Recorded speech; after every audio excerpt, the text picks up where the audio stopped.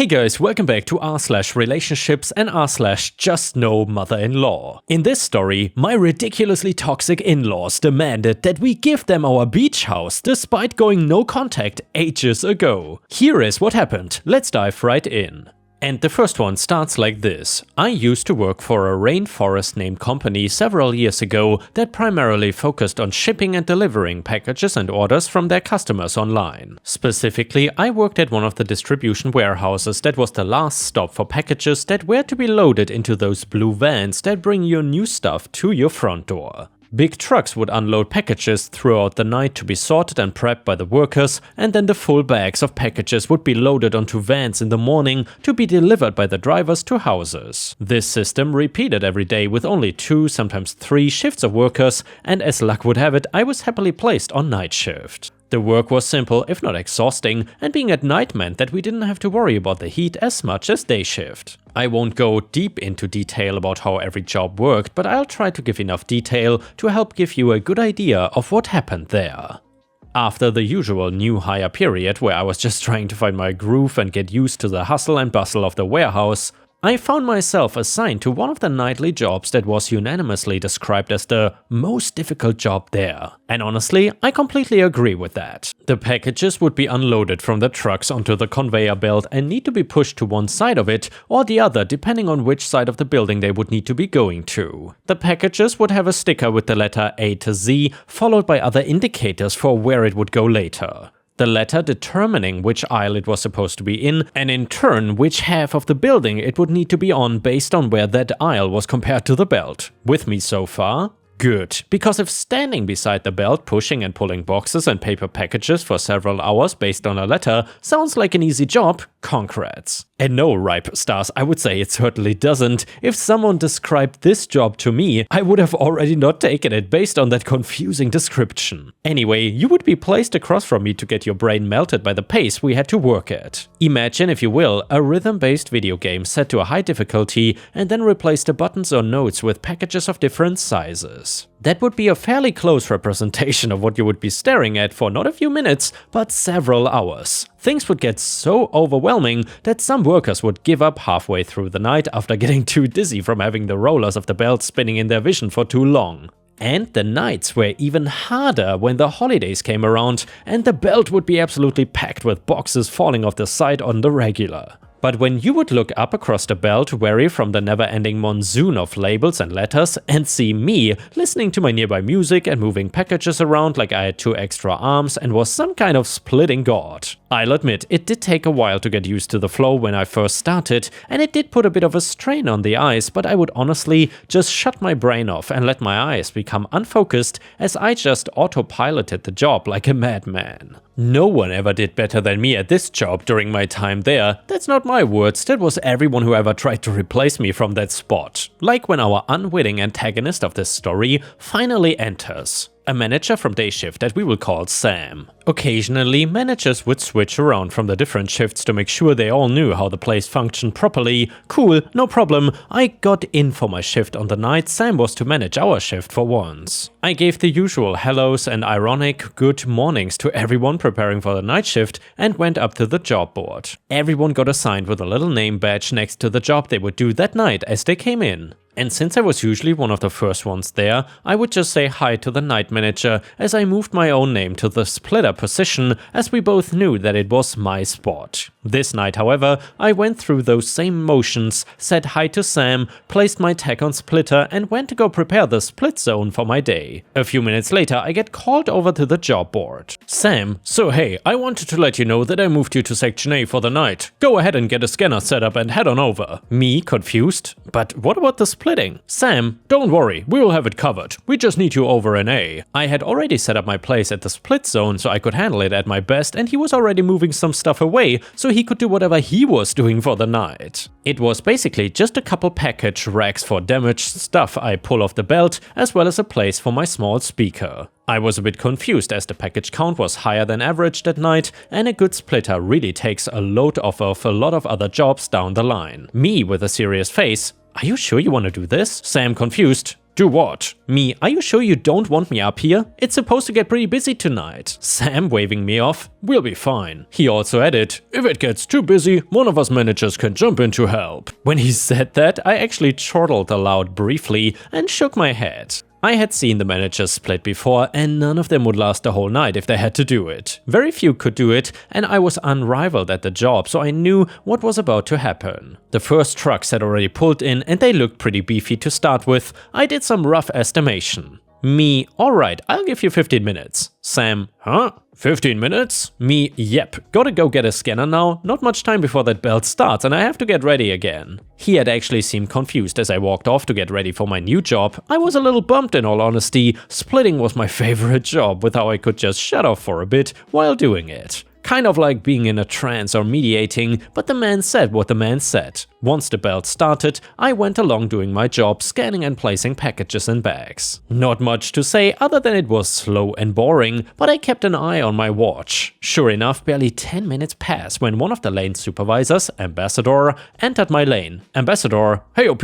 Me smiling. They need me up front, don't they? Ambassador also smiling. Yep, they just radioed in. I'm here to take over until they get a replacement here. Me just checking my watch. 5 minutes ahead of schedule too. Must be pretty bad. Ambassador, they've already had to pull Jackpot back to the front twice. Me, guess I'll go save the day. Jackpot was a term we used for any packages that reached the end of the belt without being sorted. They were put in a large container and wheeled back to the front to do the whole run of it again. I handed the scanner to her and quickly made my way to the split zone. It was absolute mayhem. I saw the poor replacement splitter and 2 managers, including Sam, trying to calm the monster that was this night's intake. Packages were falling from the belt, people were being buried to their knees, and Sam looked like his eyes were about to explode with how white they had gotten. I took a deep breath and cracked my knuckles mid-stride as I moved to the front of the line. Me, I've got this. Get those packages picked up and put into a Jackpot. Sam, I'm gonna need those racks back over here once it's cleared up. Other splitter, back up a bit and double check my work. There was absolutely zero room for debate as everyone had no choice but to listen to what I said as I began to split the belt like I was conducting 3 orchestras at once. That 10 minutes I was gone took me another 20 to get things running smoothly again. Needless to say, I was thanked for the rescue and told to stay there for the rest of the night, much to my pleasure. Sam also proceeded to ensure that I was designated splitter every night I was there to avoid further problems. They also started to include me in conversations on how to train new splitters for the night I was out and any advice to pass along from my own experiences. I guess it sometimes does pay to be so good at a job that no one could question you. Aside from a couple future stories I might tell some other time, there were still nights that they put me at other jobs, but it was usually slower nights. I would usually be called up if someone gave up or it got busy though, which I did not mind too much. As long as we were clear that at the end of the night, that was my spot. And yeah, Ripe Stars, honestly, if someone is as experienced as OP,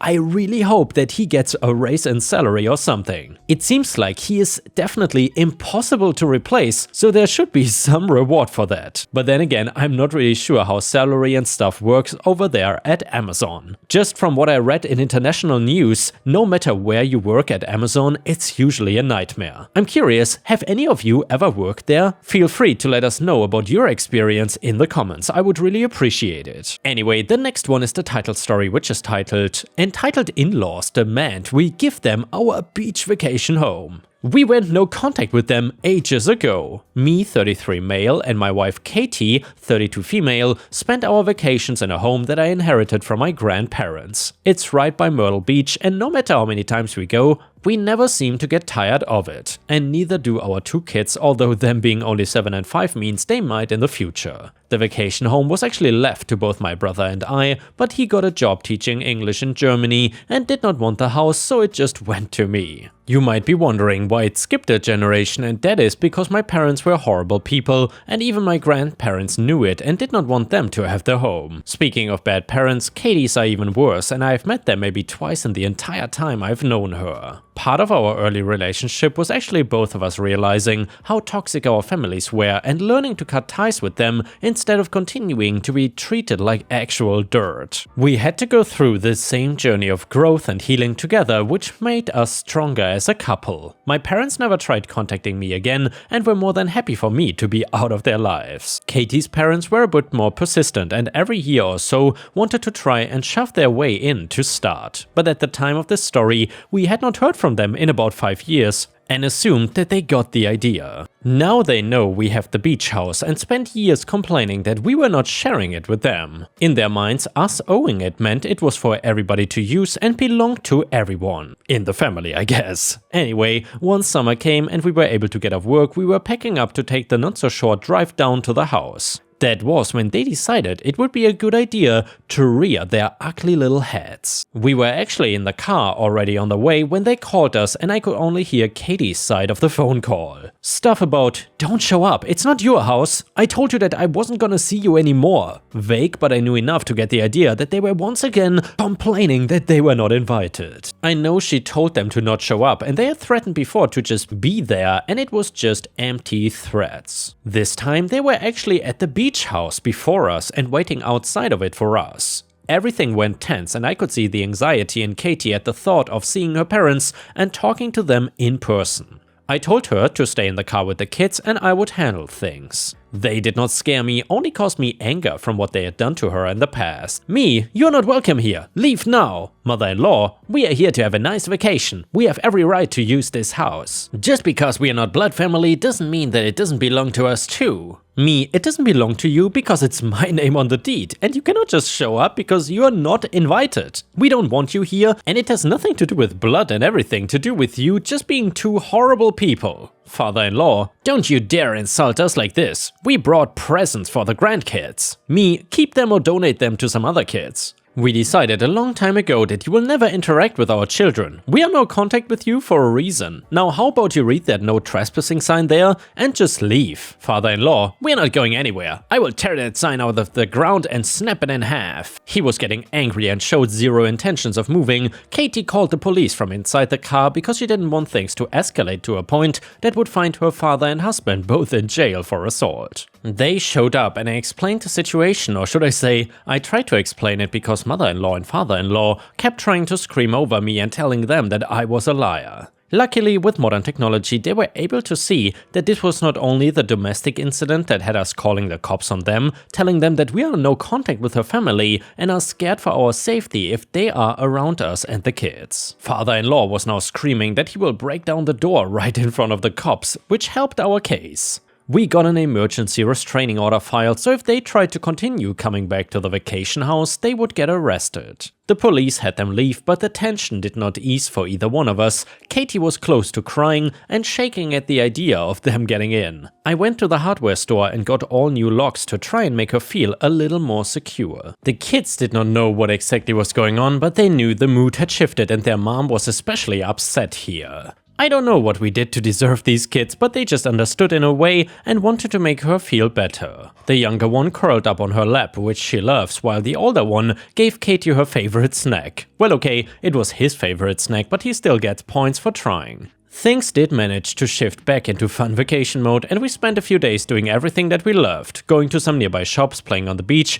and just going out to a restaurant that we always get lobster at. These idiots just could not let things go though, and on about day 4 of vacation we had another incident. At the same time as the lobster dinner day. They must have been staying at a hotel nearby, or as much as it scares me to think, they could have been following us. Either way, they seemed to just know when we left and chose that moment to try and go back to the house to break in. What they didn't know is when I got the new locks, I also got a camera that sends alerts right to my phone. Another point in this story for technology helping us win against these jerks. I got a ping and showed my wife, who paled but tried to remain calm. I excused myself from the table and went outside to call the police and tell them what was happening here. Along with the fact a restraining order was just issued the same week, they dispatched officers to arrest them, and since dinner was almost done, we kind of rushed back home since the door was now broken and nobody could get in. And yes, he managed to kick the door in, which for us is kind of terrifying. We were told that they were facing charges of criminal trespassing and violation of a restraining order. We asked if there was anything else we could get, and they told us we could petition a judge for a full no-contact order. We did, and it was granted, meaning that they could not even call us without the police being able to get involved again. By the time they were going to be processed and released, our week vacation would be over, and we would be back home. We were really able to enjoy the rest of our trip with zero worry that they would just show up and try to break into the house again. They got to spend the vacation in the Myrtle Beach area after all. It just happened to be in the jail instead of the warm sunny beach and the cool refreshing water. And yeah, Ripe Stars, honestly, if you have in-laws like this, you certainly don't need any enemies anymore. In fact, I would probably prefer to have enemies outside the family instead of have a family like this. Props to OP and the SO for taking this so serious and going no contact with them and not breaking down and becoming weak. They have showed strength in this situation, and that was exactly what was needed. The next one is a coworker am I the a-hole story. I don't want to give away too much, but we work in a food service establishment. All the employees work with the food in the back and then hand it to the customers at the front counter. My coworker can't find a babysitter or daycare 9 times out of 10, so she takes her kids to work and keeps them in the back. They are really hyperactive kids, so she brings a portable crib and an iPad to keep them occupied. Well, the 4-year-old already knows how to climb in and out when he gets bored and keeps running around the establishment barefoot and bothering customers. Her 1-year-old always tries to do like his brother and constantly climbs out only to fall face down on the floor. My coworker uses her phone a lot, so she constantly goes outside for a 15 to 30 minute period to talk on the phone. This is when she tells me to watch her kids while she is out. Usually I have no problem doing so if the store is empty, since I'm usually in the back anyways, but when we are in rush hour and she does this, it's literally impossible for me to do so. So yesterday this happened. She went outside to talk to her boyfriend and left me with her kids, asking me to watch them. However, as soon as she left, a family of 5 came in, so I told the kids to stay calm and set them up with a YouTube video while I took their orders. As I am taking their order, I hear a loud thump. A second later I hear a scream from the smaller kid, and I apologize to the family and excuse myself. When I go check on the kids, the baby is again on the floor on his stomach staring at me crying. I check that he is okay, he is, and pick him up and finish taking the order with him on the side of my hip. Right then, my coworker walks in and asks what happened. I tell her, and she tells me how she asked me to watch them. Then a customer chimes in, saying that they thought the kid was mine. I said no, and then she tells my coworker that it's not my responsibility to watch her kid, since that's not the job I'm getting paid for. My coworker gets her kid and goes to the back. After a while, the store emptied again, and my coworker started talking about how rude the lady was and how it is just a favor I'm doing for her. I said she is right though, and before I could even blink, I was getting called all sorts of names. Now she complained about me to our boss, and I'm being lectured about teamwork and empathy. I just simply don't understand when this one-time favor turned into part of my job description. So Reddit, am I the a-hole? And here, Ripe Stars, let me know what you think about this in the comments. Do you think that OP is the a-hole or not? Comment number 1, sweet Jesus. If this is a chain store, please call corporate and the regional manager. They need to know that there are children in a crib on site. Let them deal with that. There's no way I would take that lecture from my boss. Also, tell the coworker and your boss that you will no longer watch those kids. That's outside the scope of your job description, not the a-hole. Also, start looking for another job. Please apply today. Comment number 2, not the a-hole. There's so much wrong with how this is being handled. Your boss actually sided with your coworker? Are they related or something? I would look for a new job immediately. And yeah, Ripe Stars, I would 100% agree with the commenters here. It is absolutely outrageous how OP's coworker demanded that he takes care of her kids while she very clearly neglects them. That is obviously not within any scope of any job description unless you work in a kindergarten or something. Anyway, the next one is titled Neighbor Maliciously Complied. I, 59 male, live in a major city in Ontario, Canada. I live in a small subdivision and have 5 neighbors total on my street. For the past few years, during the winter when we are getting a lot of snow or a bad storm, I'm leaving for my overnight shift at around 8 to 9 PM. I will put my wife's windshield wipers up on her car and do a quick walk around to my other 5 neighbors and put their windshield wipers up on their cars. Obviously not if they are outside or something, but if it looks like they are in for the night. And well, many of them forget to do this, as many of them have children, and it typically slips their mind and their wipers will be frozen to their cars in the morning. It is just something nice I like to do to look out for my neighbors. They are all always grateful of this and thank me for it. Many of them started doing it too, and there will be nights where I will forget to put mine and my wife's up, and in the morning one of the neighbors has done it for us. Anyway, recently one of our neighbors moved and a new family moved in as of last week. It's a young couple and their 2 young children. The other night I was leaving for overnight shift at around 9 PM, it was snowing really heavy and we were supposed to be getting almost 30 centimeters of snow and it was freezing outside. So I put my wife's wipers up and do my usual quick walk around to the other neighbors. I was hesitant when I reached my new neighbor's house as I've only introduced myself once but did it anyway.